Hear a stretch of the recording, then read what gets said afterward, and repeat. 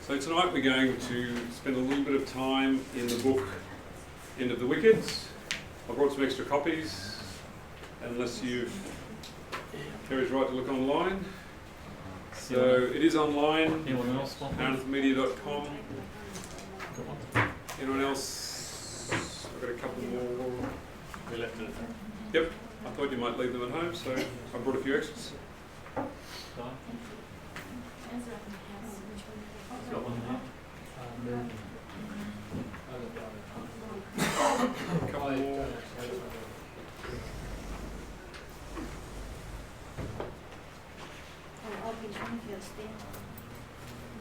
So this is one of the most common questions that I get from people is, well, how does it end? How does it end? If you say that God doesn't destroy people, then how does it end? And in terms of how do the wicked cease to exist? And it's an interesting question, isn't it?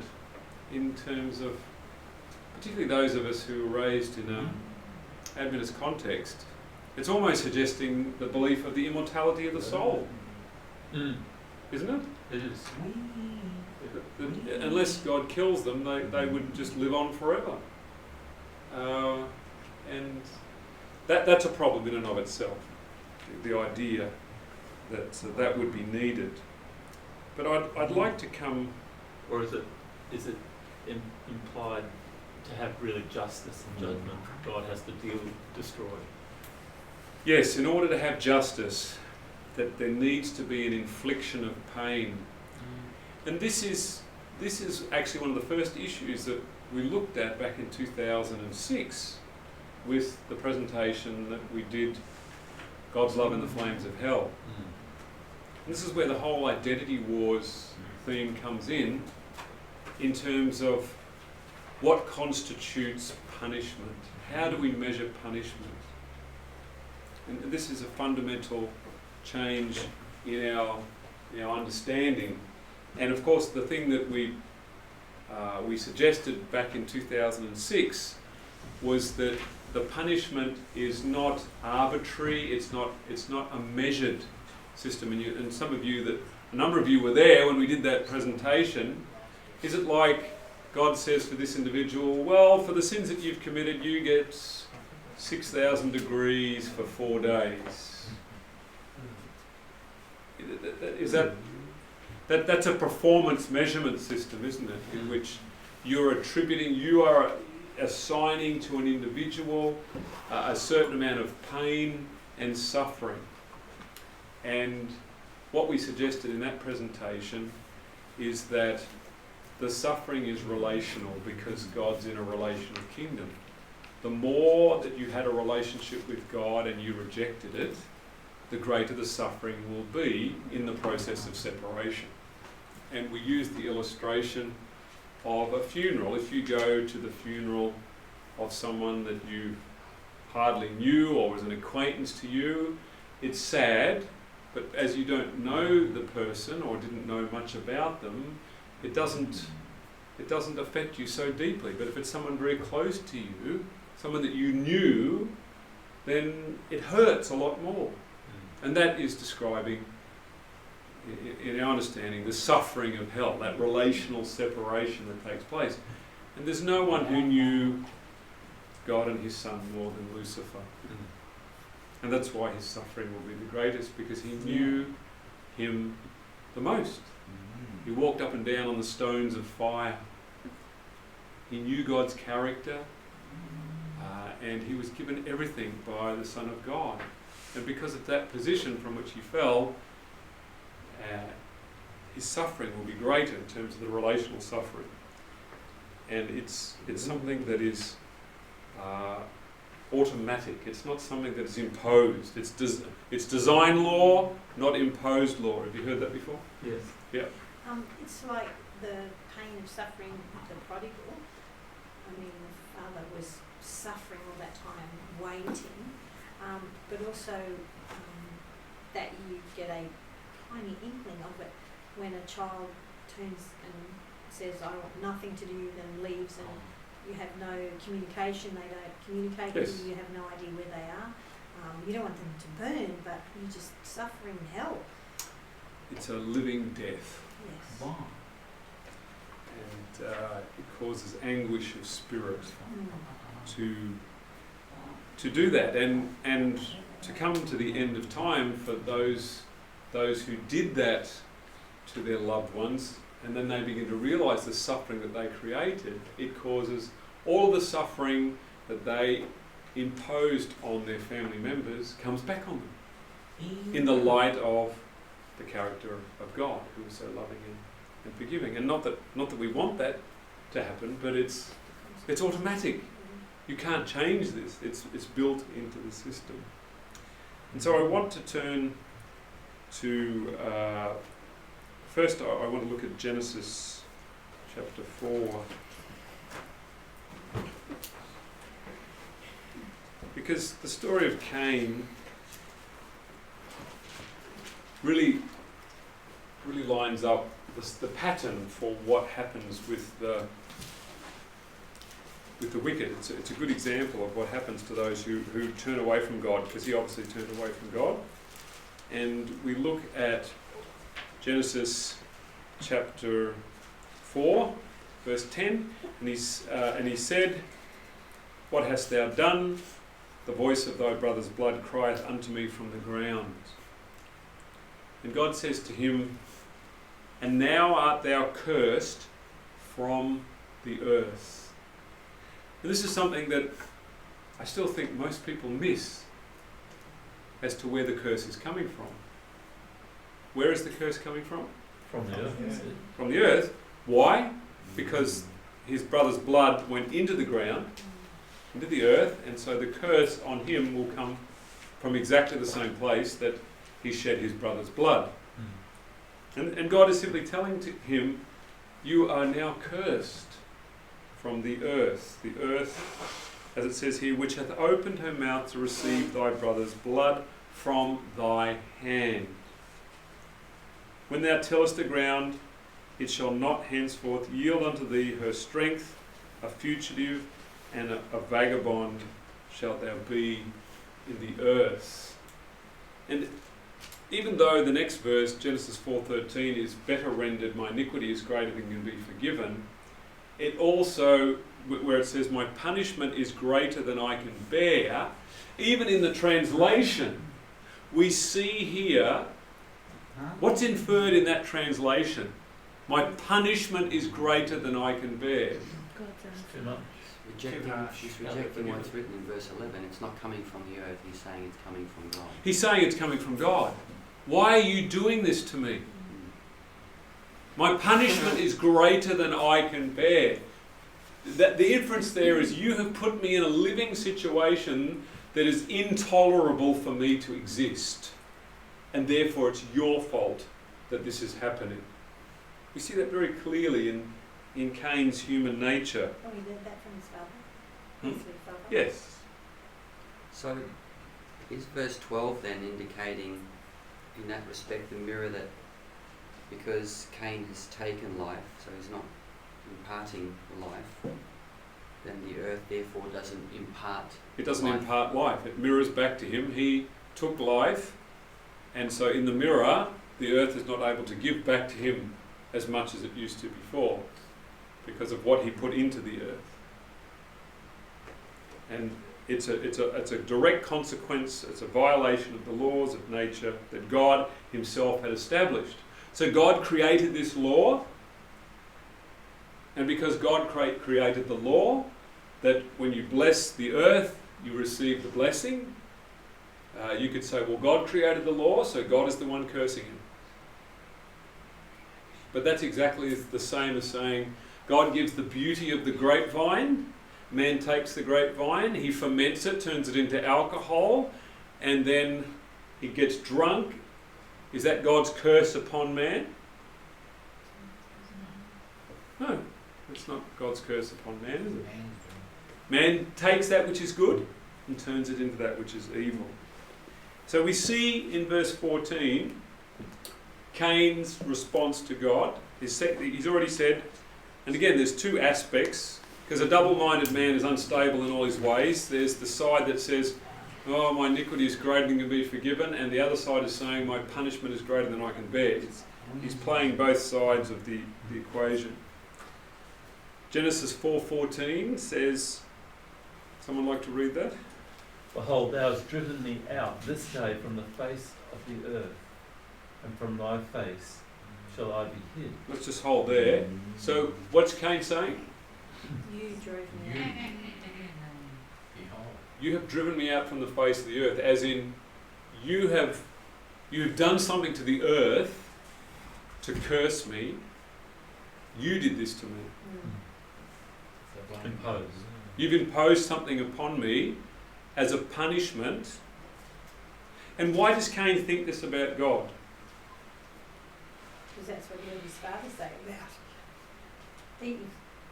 Because that's what he heard Well, he would have had it related to him. yes. Just save you there. Thank So, you. because this is how Cain would deal with the situation if it was done to him. If someone had violated him, he would punish them. And so what he thinks as he judges, so he judges God. This is what's unfolding here. Because if someone had have messed him around, he would have driven them out.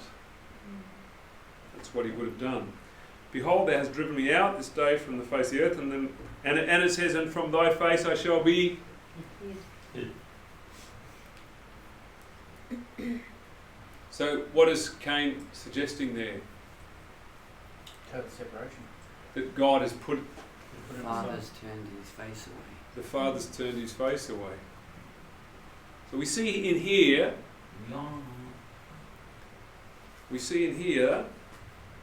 that Cain is attributing to God the consequences that he's brought upon himself. He's saying, you drove me out, you're ignoring me, you're forgetting me, and you're just leaving me in a corner to die. There's a bit of a mirror, isn't there? There's yeah, definitely. There's no demonstration anywhere of remorse. No. Nothing. Nowhere.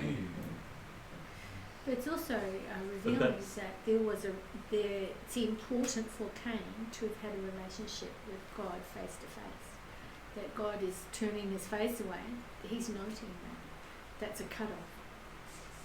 He's putting it to God that God's cutting him off. But what's actually happening? Cain is cutting him off. Exactly. Yeah.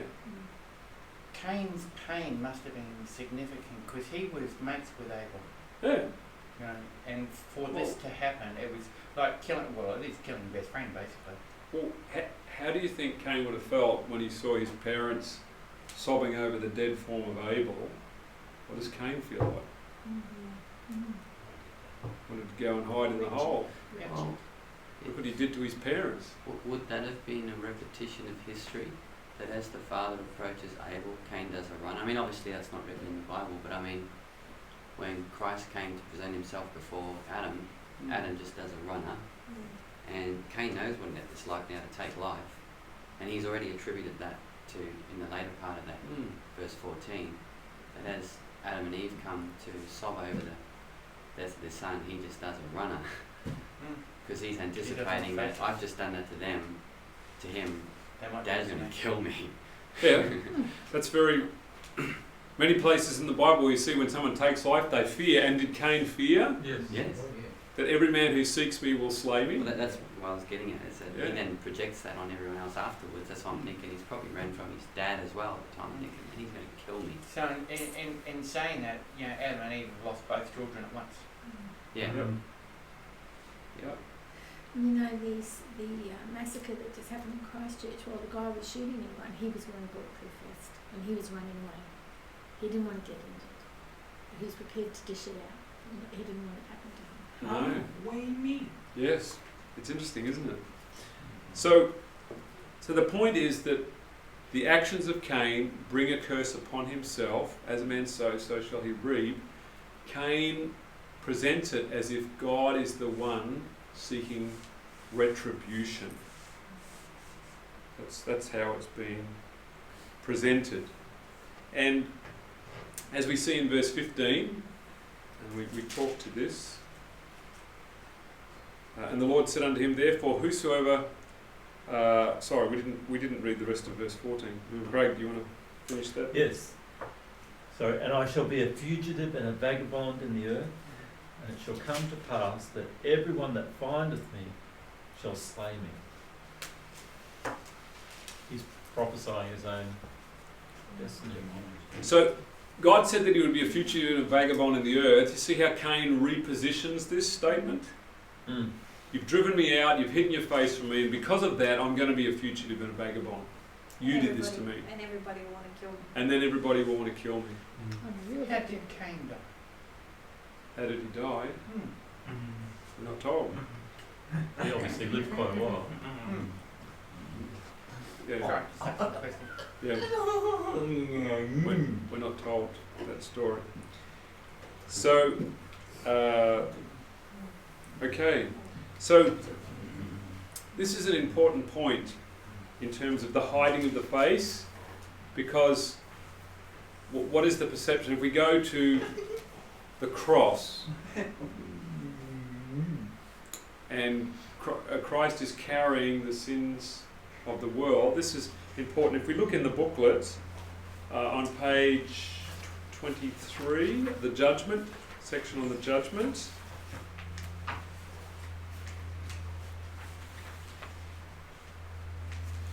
and Felt the anguish, yes, which the sinner will feel when mercy shall no longer plead for the guilty race.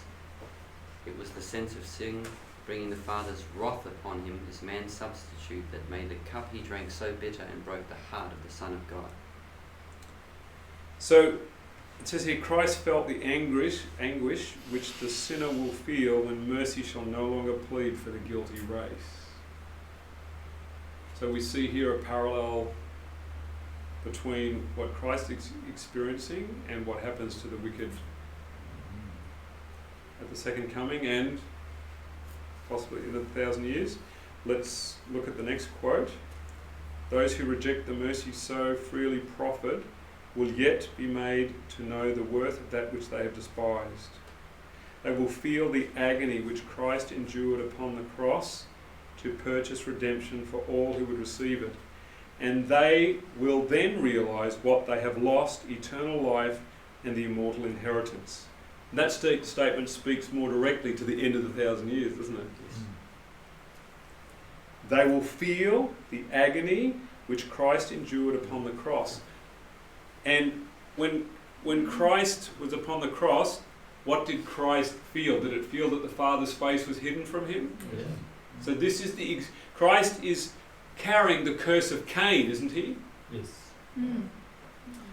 Because that first, or that quote in Desire of Ages, which we looked at, it was the sense of sin bringing the Father's wrath upon him. So sin created the sense of wrath. This is the important.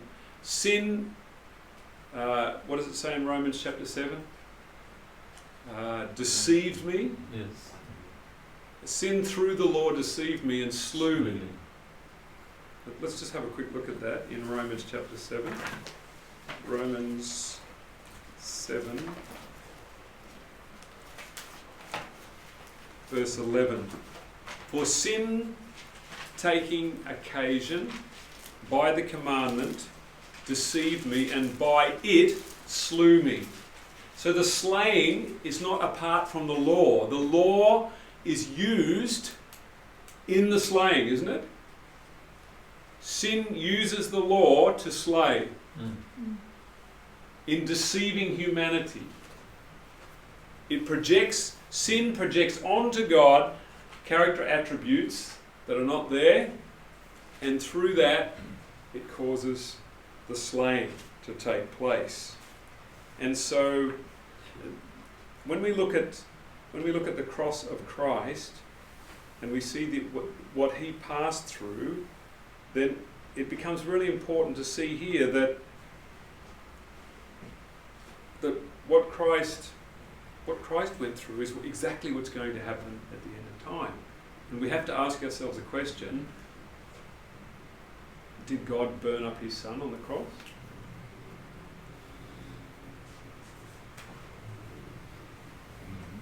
that would be why it's stressing bringing the Father's wrath upon him as man's substitute, rather than just bringing the Father's wrath upon him. Introducing the fact that as man's substitute, he carries with him the grief that man carries. And the guilt and the shame. Yes. So he's carrying upon him the thoughts of man. That God would turn away his face. And so when he says those words, my God, why have you forsaken me? He is speaking your words and my words as our substitute. Yeah. That's why he utters those words. And then, at the end, he says, into thy hands I commit my spirit, which are words that you and I could never utter except by the faith of Jesus. It's only because he has done this that we can receive this inheritance of the faith of Jesus to do that. So we see the evidence of him carrying that weight. My God, why have you forsaken me? That is what is going to happen to the wicked. And I wonder if they'll utter the same thing. I wonder if they'll utter the same thing. why has thou forsaken me? Well, some of them, weeping and gnashing of teeth that is taking place. Sorry? I've done everything for you. Why aren't you letting me in? Yeah. And we do make this point. I just want to make this point because sometimes people would like to suggest, because of the fact that we say that God is not using force to kill and destroy people, that we take a position of universalism that everyone's going to be saved. And my simple answer to that was, well, did Jesus die? Yes. So he died. So that's the first death, or people call, whatever terminology that other people watching online may say, no, that was the second death. He died. And so those at the end of time will also die because Jesus died. The only problem is that, of course, for Jesus, when the Father commanded and he heard that voice, he came forth. The wicked can't come forth. There's nothing to respond. Nothing. They can't come forth. They stay dead, finished, gone, as a result of that. But this point about, we've been learning about the effect of the earth upon man and its role in the destruction of man, and the fire is really important. Another point that we've been focusing on, and we talk about this in here, because the booklet talks about the relationship between man and the earth, the mirror, and then it talks about the cross, why the cross is important. And then have a look at page 26, the divine pattern of fire. Just want to spend a little bit of time looking at that. It introduces on page 26 the principles which we're familiar with about the invisible and the visible. And so we look at the bottom of page 26. The invisible God was manifested through his Son. No, that's still talking about the divine pattern relationship. The next paragraph, the physical suffering was only an expression of his soul anguish. Thus, with those who die in the second death, the source of suffering is spiritual. So when we look to Christ dying on the cross, it's exactly what those will experience at the end. We've read that quote. What was the source of Christ's suffering? The separation from his Father. The separation from his Father. It was a spiritual suffering that was the source of his suffering, wasn't it? Mm. He was experiencing external suffering, wasn't he? Yeah, he had, yeah. But that's not the source of his suffering. And we have the statement in Desire of Ages that his emotional and spiritual suffering made his physical suffering as though it wasn't there. Yes. So the source is not coming externally. So the source of the anguish of the wicked is internal. It's primarily internal. And we see this in reference to Satan in Ezekiel 28, when God says, I will bring forth a fire from within you, from the midst of you. And this is exactly what happened to Christ, isn't it? Wasn't there a fire that came forth from the midst of him? Didn't his heart explode from the weight of the spiritual fire that was in his head? There was a fire that burned in him, spiritually speaking, and it caused his heart to explode. And that's why he died. So he already experienced what Lucifer will experience. On the cross, he experienced what Lucifer will experience. Does that make sense? So there's nothing that anyone in humanity has experienced that he has not experienced already. He's already experienced it. So when people say, you know, those people that are in hell, I don't know, Craig Jones, why are you trying to ring me now? Because he might have put a statement up. I just Yeah. So, where was I? what he experienced, what Christ experienced. Yeah. What The saving him. comparison. Yes. His heart burned. So a fire comes forth from the midst of the heart of Christ. That's what that burning that he experienced, which caused his heart to explode. We see that in the life of Christ, in Satan at the end with everybody else. That their emotional suffering, their spiritual suffering is what's driving it. So he would. We're also told Christ would have died in the Garden of Gethsemane. Yes. He was not strengthened. Yes. It was just bearing the weight. That's an important point, isn't it? Because he didn't have any external suffering then. No. It was completely internal. And that's really important. In terms of our understanding of the divine pattern of the fire, and we have plenty of verses in the Bible, Romans 12:20, heap coals of fire on their head by doing good to them, to create a sense of guilt.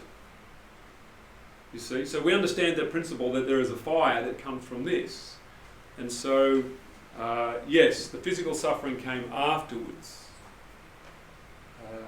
And that's a really important point. So, invisible fire, which manifests as visible fire. Another aspect of this that we've spent time looking at, and I think we... Benjamin, is it possible we're offline? No? Okay. Well, anybody else having problems?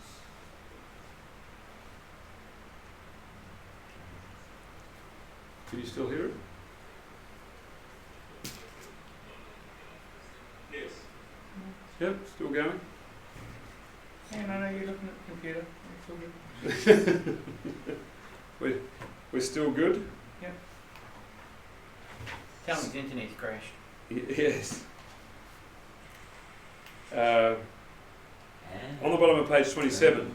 On the cross, Christ died by the sword of the word, which reflected the guilt for the sins of the whole world, which Jesus bore on himself. Likewise, the wicked after the millennium perish for the suffering of the soul in the full realization of the nature of their sins before the face of God's wonderful character, and the consuming of their bodies in the physical fire is but the outward expression of this. Internal guilt and fire in the soul will manifest in literal fire. Now, people say, well, how does that happen? Have you ever heard of spontaneous combustion? Or people just suddenly burn? There's a pair of shoes left and that's it. Yeah. Spontaneous combustion. So we're aware of this possibility, aren't we? Where somebody, and here we see a case where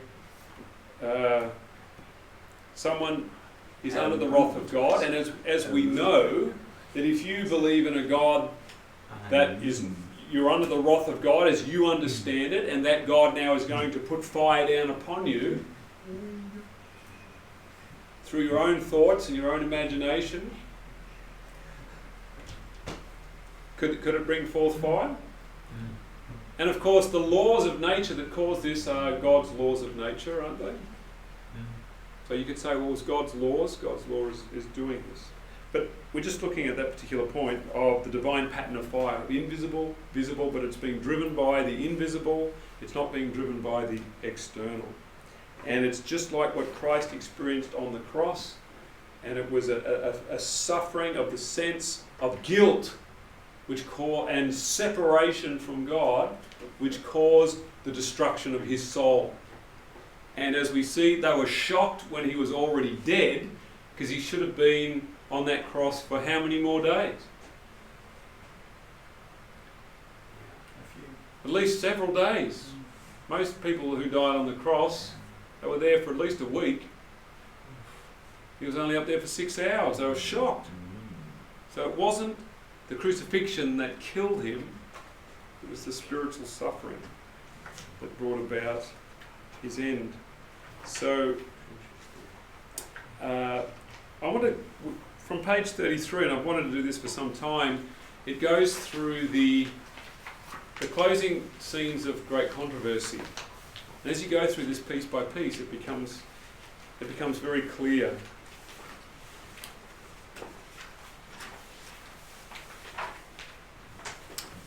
Look on the first part where it says, as soon as the books of record are opened, this is in the great white throne judgment, and the eye of Jesus looks upon the wicked, they are conscious of every sin which they have ever committed.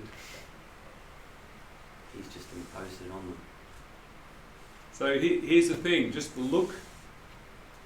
When Jesus looked at Peter, when he was swearing and cursing, was Peter, and his eyes met Jesus, was Peter aware of every sin that he committed? Yes.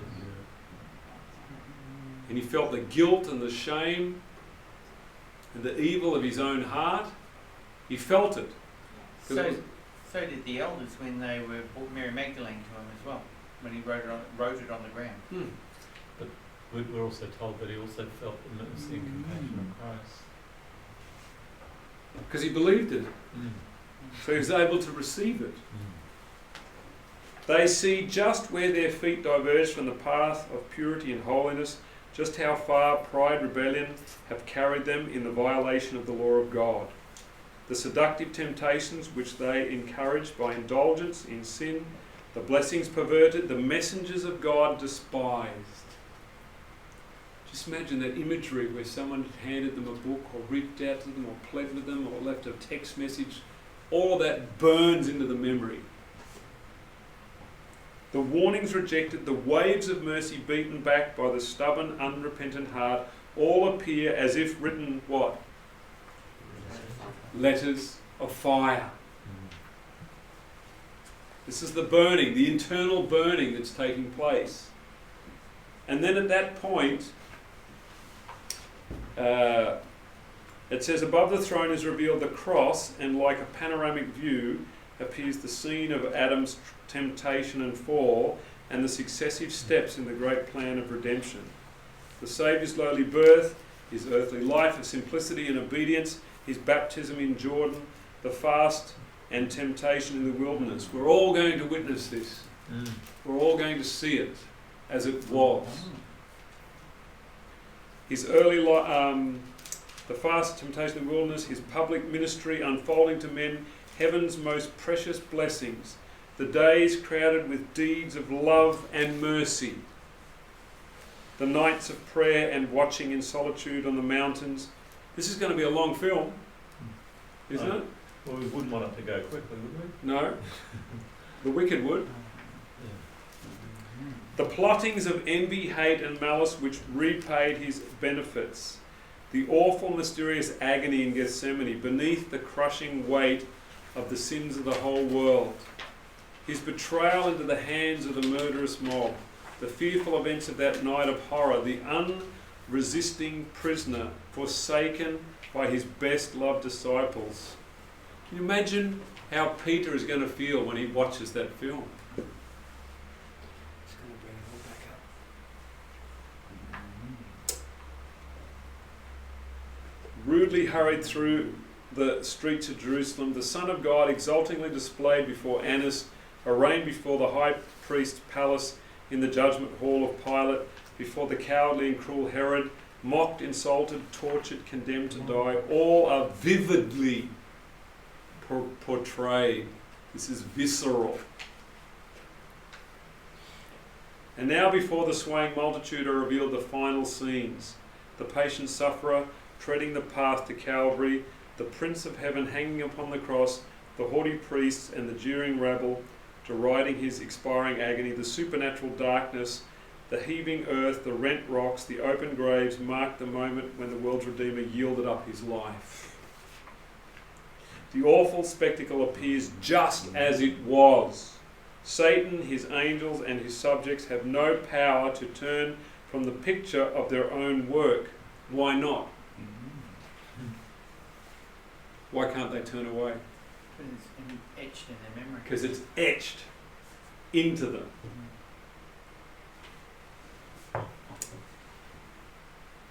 Each actor recalls the part which he performed. Herod, who slew the innocent children of Bethlehem, that he might destroy the king of Israel, the base Herodias, whose guilty soul rests the blood of John the Baptist, the weak, time-serving Pilate, the mocking soldiers, the priests, the rulers, and the maddening throng who cried, "His blood be upon us and our children." All behold the enormity of their guilt.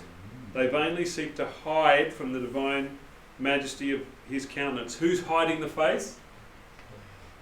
They're hiding their face.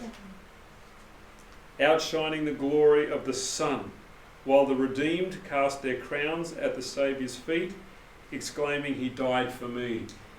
The same story, the same revelation is a savour of life unto life for the righteous, a savour of death unto death for the wicked.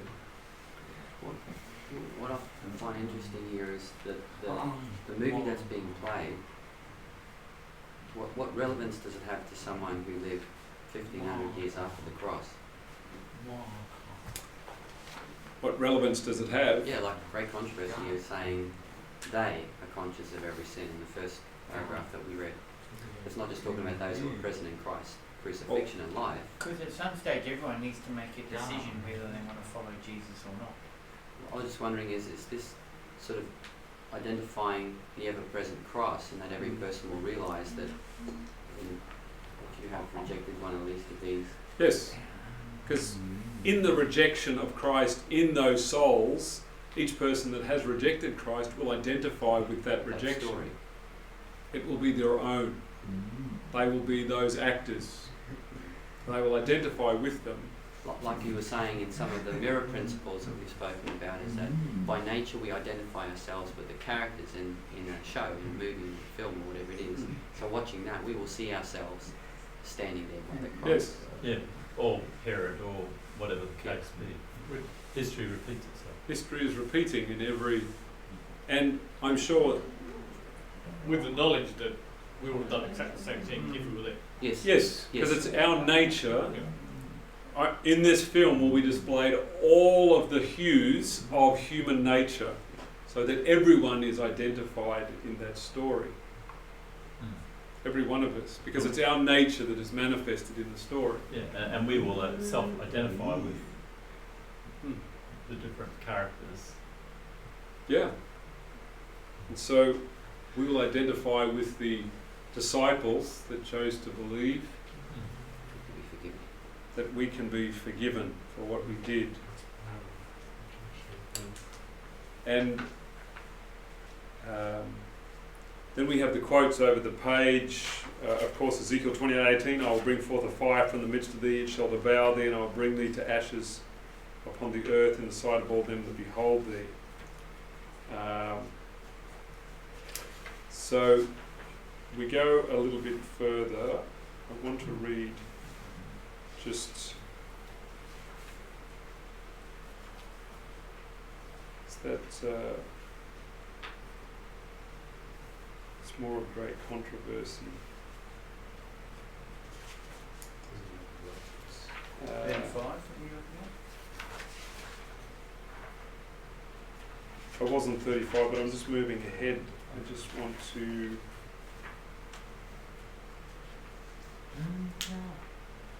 Page 38, I think this is more of...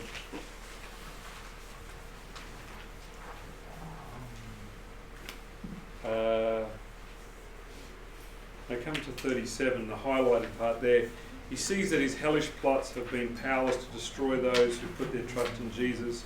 As Satan looks upon his kingdom, the fruit of his toil, he sees only failure and ruin. He has led the multitudes to believe that the city of God would be an easy prey, but he knows that this is false. Again and again, in the progress of the great controversy, he has been defeated and compelled to yield. He knows too well the power and majesty of the eternal. And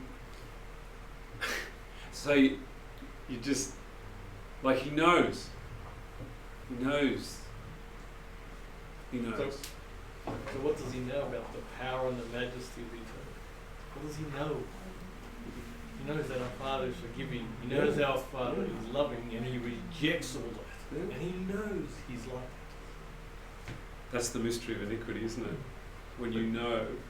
But he also knows that this will inflict intense pain in the Father's heart by the rebellion of his sons and daughters. And who can comprehend why you would want to inflict so much pain on someone that is so beautiful? It's just the most... They don't see the beauty. It truly is the mystery of iniquity, man, isn't it? mystery. Why would you want to inflict so much pain on someone so beautiful? It's it's just insanity in the extreme. And of course, the arch-deceiver is unmasked. At the bottom it says, those who have united with him see the total failure of his cause. Christ's followers and the loyal angels behold the full extent of his machinations against the government of God. He is the object of universal abhorrence. Satan sees that his voluntary rebellion has unfitted him for heaven. He has trained his powers to war against God. The purity, peace and harmony of heaven would be to him supreme torture. So purity, peace and harmony would be to him supreme torture. Interesting, isn't it? His accusations against the mercy and justice of God are now silenced. The reproach which he has endeavoured to cast upon Jehovah rests wholly upon himself, and now Satan bows down and confesses the justice of his sentence. There's only one way that Satan can confess the justice of his sentence, and to acknowledge this is if the record that is written against him is a record that he himself wrote. Otherwise it wouldn't be justice. Otherwise, It wouldn't meet his consideration of Yeah. justice. It wouldn't stand up to the scrutiny it of wouldn't- anybody else on it. no. And this is the thing. As you judge, you will be judged. And Satan will meet the punishment which he said God should exercise. So when he says his sentence is just, it's his own justice that's operating here. When he sees himself in the light of his own justice system, then he pronounces, yes, this is just. Because he cannot accept the mercy of God. He has nothing left to accept the mercy of God. And it's interesting, over on page 39, not with the quote there, this is all in great controversy, notwithstanding that Satan has been constrained to acknowledge God's justice and bowed to the supremacy of Christ, his character remains unchanged. The spirit of rebellion, like a mighty torrent, again bursts forth. Filled with frenzy, he determines not to yield the great controversy. The time has come for a last desperate struggle against the King of Heaven. He rushes in the midst of his subjects, endeavours to inspire them with his own fury and arouse them to instant battle. But of all the countless millions whom he has allured into rebellion, there are none now to acknowledge his supremacy. His power is at an end.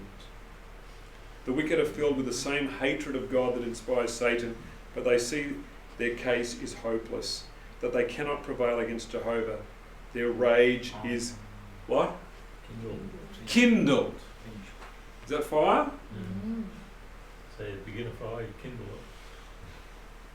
So the source of this fire, when you imagine billions upon billions upon billions of people, their minds are concentrated with rage. And it's kindled. What's the earth going to do? going to ignite, isn't it? It's going to bring forth what they are thinking. Adrian, it says kindle. Yes. So like when you start a fire, you have kindling, but then you Kindling. have the substance of the fire, like Yeah. the wood. Yeah. That would then be the sense of guilt. Because it says that rage kindles the fire. But what destroys them ultimately is their sense of guilt, Yes. their rage towards Satan. But they're looking for an atonement, aren't they? Yeah. From somebody else. Here is the source of the fire. It comes from the midst of the soul itself. Kindled against Satan and those whom have been his agents in deception, with fury of demons, they turn upon them. So when this fury is revealed by billions upon billions of souls, the next thing that happens, saith the Lord, because thou hast set thine heart as the heart of God, behold, therefore I will bring strangers upon thee, the terrible of the nations, and they shall draw their swords against the beauty of thy wisdom, and they shall defile thy brightness, they shall bring thee down to the pit. Who does this? The strangers. They do it themselves. They turn upon each other, Like the Midianites. like the Midianites. They destroy themselves. And then after saying this, she quotes, I will destroy thee, O covering cherub, from the midst of the stones of fire. I will cast thee to the ground. I will lay thee before kings, that they may behold thee. I will bring thee to ashes upon the earth in the sight of all them that behold thee. Thou shalt be a terror, and never shalt thou be any more. And then the next paragraph, very important. Every battle of the warrior is confused with confused noise and garments rolled in blood, but this shall be with burning and fuel of fire. Confused noise, garments rolled in blood, this shall be with burning and fuel of fire. The indignation of the Lord is upon all nations, and his fury upon all their armies. He hath utterly destroyed them. He hath delivered them to the slaughter. Doesn't say he slaughtered them. He delivered them to the slaughter. Upon the wicked he shall rain quick burning coals, fire and brimstone, and a horrible tempest. This shall be the portion of their cup. Okay? Then it says here, fire comes down from God out of heaven. The earth is broken up. The weapons concealed in its depths are drawn forth. Devouring flames burst from every yawning chasm. The very rocks are on fire. The earth itself vomited out the inhabitants. That's what I've got written there. So when Christ was upon the cross, do you remember the part in Desire of Ages where it says the lightning itself looked like as if it was striking Christ? It was directed at him. Okay? So in the minds of the people, God is the one that does this. So in the mirror, the way that it unfolds, it's as if God himself is doing this. Of course, it's his power and all of those types of things. But we see that they themselves are bringing forth this destruction. The earth reflects their own thinking. The very rocks are on fire. So we've already read the section where they are intent on destroying each other with the fury of demons and hatred and murder in their hearts. And that's when everything combusts and blows up at that particular point. And so this is where, in the next section, we read the section from 2nd Esdras. This is very important to understand. 2nd Esdras 13, 37 and 38. And this, my son, shall rebuke the wicked inventions of those nations which for their wicked life are fallen into the tempest, and shall lay before them their evil thoughts. This is what we read. Their evil thoughts are laid before them, and the torments wherewith they shall begin to be tormented, which are like unto a flame, and he shall destroy them, what? Without labour, by the law, which is like unto me. It tells you very clearly how the wicked are destroyed in that verse. So,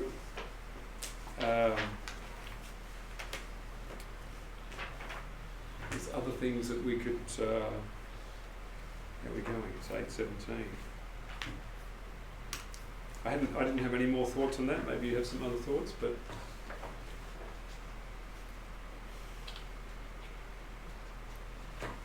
there's many different ways that we can present this information.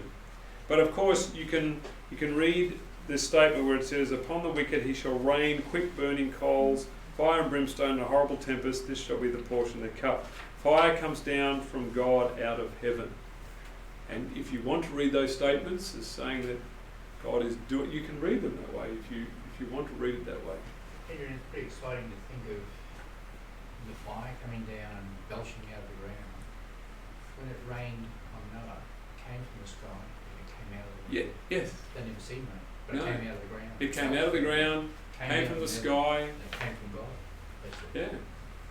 And here we are with fire coming out of the ground, coming Hmm. through. When Jesus turns up initially on the white cloud, it's as though there's a heap of flame underneath it, rolling and stuff. So even if God was putting his love out to all of them, it would appear as there was a flame Yes. anyway. Yes. He's putting out his love, and to them Trying it's to put out his love. the glory of God was like devouring fire in the eyes of the people.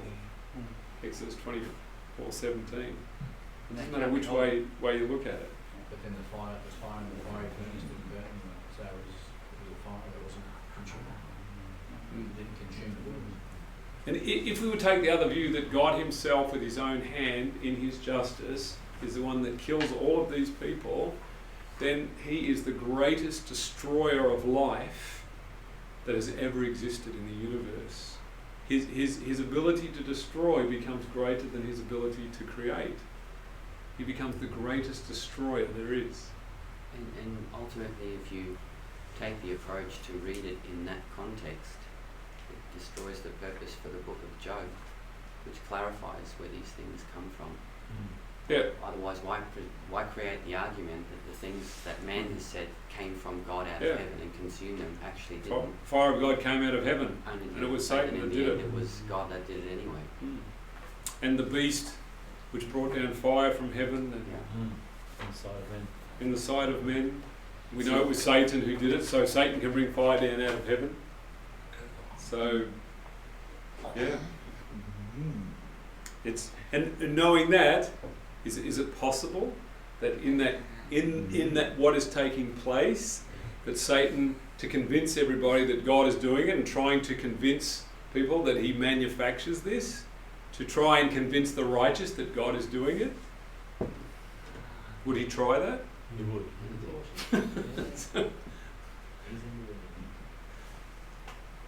Never say die, huh?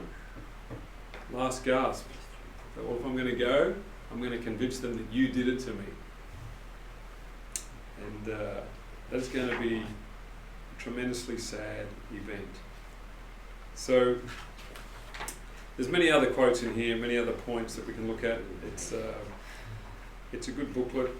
So for those of you online, Enter the Wicked, Fiery Final Judgment, it shows very clearly how the wicked come to their end. And again, it's just like when Jesus died upon the cross. It's exactly how it will happen in terms of how they die. And it wasn't God that sent down a bolt of lightning and blew his son out of the ground and destroyed him. That's not how it happened. It was guilt that brought about his destruction. All right. Well, we'll say good night to those online. Good night. Good night. No.